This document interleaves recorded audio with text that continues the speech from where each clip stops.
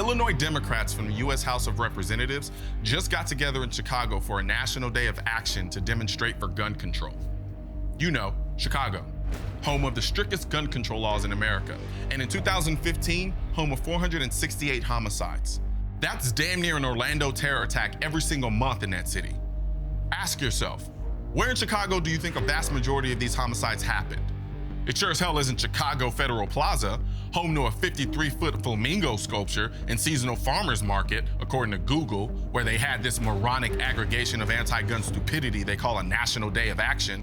No, these homicides happen every single day in the worst parts of Chicago, where the political opportunists currently posturing for TV cameras refuse to prosecute the gun laws already on the books against the violent felons doing the killing. They follow the same routine every time a shooting happens somewhere in America where homicide isn't accepted as a part of daily life. Then the anti-gun goof troop rises to action screaming for more gun control, using violence from the hood to pad their gun death stats to scare suburban housewives into believing that America is a war zone. But let's break it down, shall we? There are roughly 32,000 gun deaths in America a year.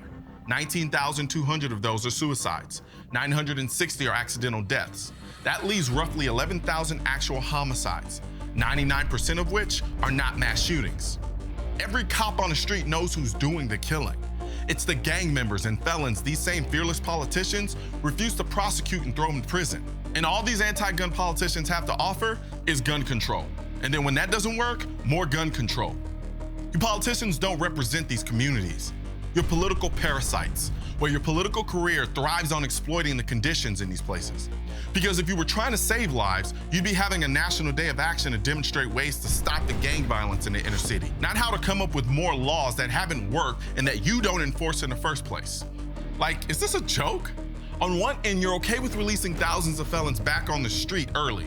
But then as a solution to the crime and violence perpetrated by these same felons, you want more laws to make what's already illegal more illegal so you can arrest more people just to give them an early release again. You need people like me, a gun owner and NRA member, so you can point your finger and say that's the bad guy.